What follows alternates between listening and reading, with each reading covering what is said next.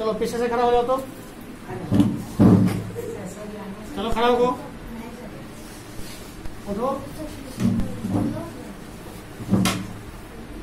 पहला zebra crossing foot over bridge क्या है? क्या है? हाँ?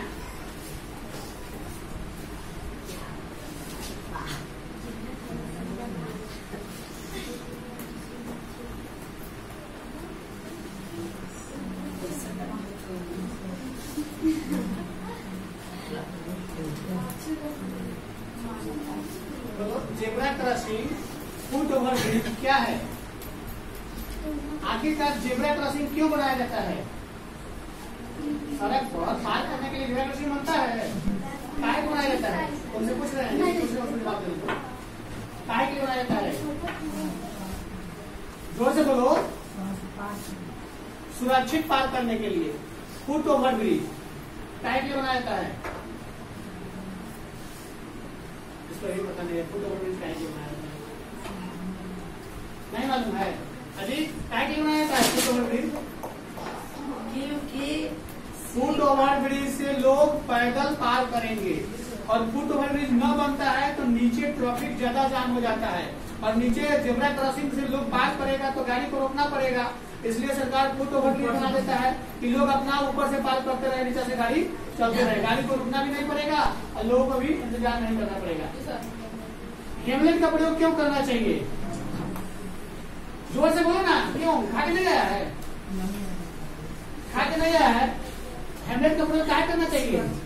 सुरक्षा के लिए। किसकी सुरक्षा के लिए? सीट की सुरक्षा के लिए हेमलेट का प्रयोग करना चाहिए। तुम बोलो तो जी। क्वेश्चन है सीट बेल्ट का प्रयोग। खड़ा रहो। सीट बेल्ट का प्रयोग हमें क्यों करना चाहिए? इस तरह से नहीं हो सकते हो। बोलो, लिखे हो तो बोलो, क्या लिखे हो तुम? सीट बेल्ट का प्रयोग से दुर्घटना के दौरान उस व्यक्ति की मौत का जोखिम 50% कम। चलो मान लेते हैं ये भी बात सही है। सीट बेल्ट लगाओगे तो जोखिम 50% कम हो सकती है। अगर गाड़ी में बैठो, आगे बैठो या बीच वाला सीट अगर सिंगल सीट होता है तो सीट बेल्ट जरूर लगाओ। अगर न लगाओगे तो एक्सीडेंट के समय मतलब निश्चित है कि तुम या तो फेंका जाओगे या तो मर जाओगे।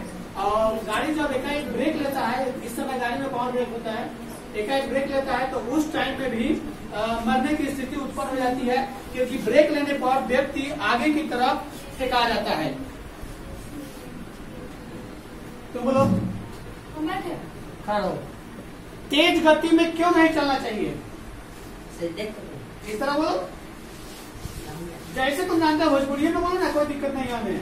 बस हमें समझा दो कि तेज गति में काहे नहीं चलना चाहिए। तेज गति में काहे नहीं चलना चाहिए? दुर्घटना ना हो। तेज गति में अगर मोटरसाइकिल अगर तुम लोग चलाते नहीं हो लेकिन साइकिल चलाते हो तो तेज गति में अगर चलोगे तो एकाएक कोई अगर सामने आ जाए तो तुम रोक नहीं पाओगे, अपने आप को बैलेंस नहीं कर पाओगे और गिरना पड़ जाता है या उसको मारना पड़ जाता है। इसलिए धीमा गति चलोगे तो कंट्रोल कर लोगे, बैलेंस में कर लोगे, या उसको बचा सकते हो या अपने आप को बचा सकते हो। तेज गति में इसलिए नहीं चलना चाहिए। अगला क्वेश्चन है कि लेन ड्राइविंग क्या है? हर व्यक्ति को किस तरह से चलना चाहिए? दाहिने साइड की बाएं साइड? बाएं साइड। हर व्यक्ति को भारतीय नियमानुसार बाएं साइड चलना चाहिए। इंडियन लॉ के अनुसार प्रत्येक पर्सन को लेफ्ट साइड से चलना पड़ेगा। और अदर कंट्री, हर कंट्री का अपना अपना लॉ होता है। अदर कंट्री का अपने यहाँ जितने भी मोटर कार या जो भी गाड़ी होते हैं, ट्रक, बस, उस सब में राइट साइड में स्टीयरिंग होता है। लेकिन कुछ ऐसे कंट्री हैं जिनके यहाँ गाड़ी का स्टीयरिंग लेफ्ट साइड में होता है और उनके यहाँ अलग रूल होते हैं। तो इंटरनेशनल रूल यहाँ नहीं, नेशनल रूल ही बताया जाएगा, क्योंकि अभी नेशनल स्तर पर तुम लोगों को जानना जरूरी है। अब बताओ, नशे में गाड़ी क्यों नहीं चलाना चाहिए? कौन बताओ चारों में से? खड़ा हो जाओ। नशे में गाड़ी क्यों नहीं चलाना चाहिए? चांस ज्यादा होते हैं। नशा यानी कि नशीला पदार्थ, ड्रग्स, शराब, हेरोइन, भांग, ये सब नशीला पदार्थ है। व्यक्ति के माइंड के गति को बढ़ा देता है। ड्राइवर ज्यादा प्रयोग करते हैं उसका, लेकिन वही अपने लिमिट के अनुसार करते हैं तो वो एक्सीडेंट नहीं करेंगे।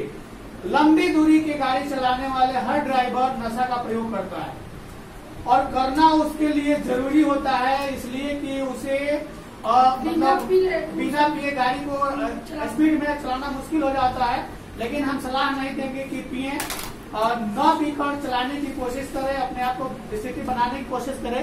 लेकिन वो लोग पीकर चलाते हैं और पीकर धीमा गति में चल नहीं पाओगे। कोई व्यक्ति अगर पी लेता है ओवरडोज तो देखते हो कि पैदल चलता है तो नाला में गिर जाता है, सड़क पर गिर जाता है या कहीं गिर जाता है, मतलब उसका शरीर उससे संभाल में नहीं आता है।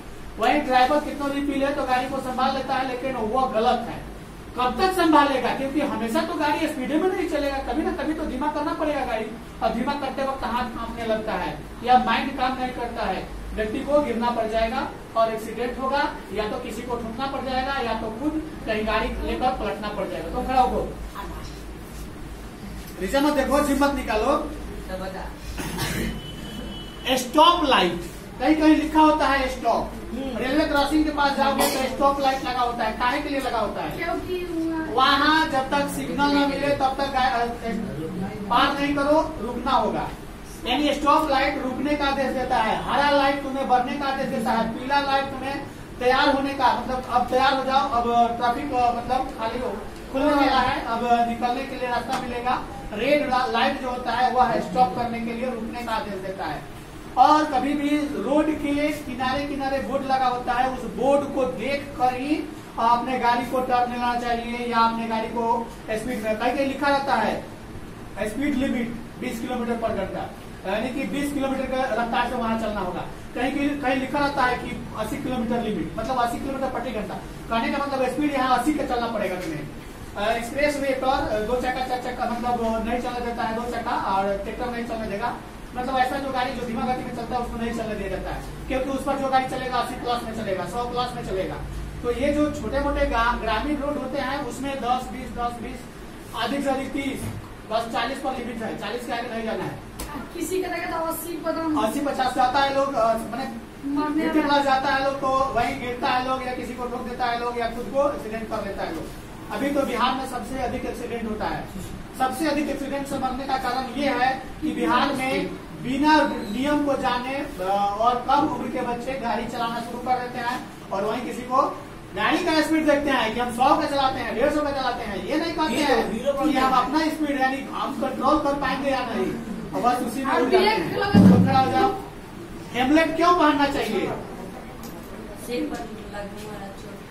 को से बचा जा सकता है। हेमलेट इसलिए पहनना चाहिए कि कोई भी दुर्घटना अगर घटता है तो सर को बचाया जा सकता है, क्योंकि व्यक्ति सबसे पहले व्यक्ति अगर कहीं गिरता है ना तो उसका सर में चोट सबसे पहले लगता है, इसलिए कि यहाँ से ये लुजुर यानी कि मूवमेंट करता है, इधर उधर घूमता है, और गिरने के क्रम में इसको संभालना मुश्किल हो जाता है। अगर आगे में गिरते हो तो हाथ से कर लोगे, पीछे में गिरते हो तो इसमें चोट लग जाता है, क्योंकि ब्रेन में चोट लगता है। ब्रेन अगर फट जाता है या चोट लगने के कारण खून जमा हो जाता है तो वहाँ दिक्कत हो जाता है, और फट जाता है, हवा लगता है तो व्यक्ति मर जाता है। अधिकतर केस में देखा गया है कि जिसके ब्रेन में चोट लगा हो, पीछे के स्मॉल ब्रेन जिसको छोटा माइंड बोला जाता है, वहां लगने पर उसका याददाश्त चल जाएगा और वह मर जाएगा। हो जाओ। तेज गति में गाड़ी क्यों नहीं चलाना चाहिए? क्योंकि वो संभाल में नहीं आएगा। साइकिल कितना के स्पीड में चलाते हो? 40 के 30 के स्पीड में चलाना चाहिए। 10, 15, 20 से ऊपर नहीं, 20 सबसे अधिक हो गया साइकिल का स्पीड, 15 और 10, 15 जितने कंट्रोल में रहेगा अपना गाड़ी या साइकिल उतना ही तुम सेफ हो। अगर जितने हाई स्पीड गया तुम अनसेफ हो, तुम खड़ा हो जाओ। जेब्रा क्रॉसिंग से रोड पार करना चाहिए कि नहीं?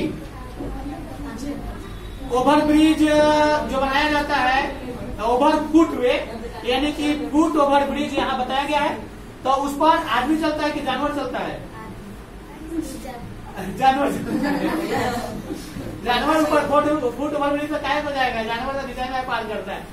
संघनन एरिया में फुट ओवर ब्रिज बनाया जाता है जहाँ 4 चक्का वाहन को रुकना न पड़े या और ट्रैफिक को जाम में न फंसना पड़े और लोग सुरक्षित इस पार से उस पार जा सके, इसलिए फुट ओवर ब्रिज बनाया जाता है।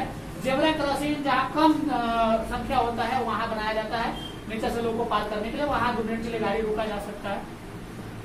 अब बताओ जी, सुरक्षित साइकिल किस प्रकार चला सकते हो? साइकिल चलाते हो? अच्छा सर जी। सुरक्षित कैसे चला सकते हो? सुनो पहले जो पूछेंगे उन्हें जवाब देना।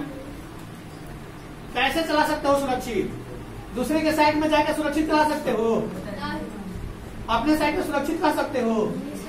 कितना भी खतरनाक मूड हो, लेकिन अगर अपने साइड में हो तो बच सकते हो। दूसरे के साइड में जाओगे तो ये वो नहीं पैर को ठोक देगा, इसलिए कि दूसरे के साइड में सब तो अपने साइड से स्पीड में निकलेगा, रुकना ही रुकना है। स्टॉप लाइट क्या बताता है? स्टॉप लाइट जो लाल लाइट होता है क्या बताता है? चलने के लिए कि रुकने के लिए कि वेट करने के लिए? रुकने के लिए। नशे में गाड़ी क्यों नहीं चलाना चाहिए?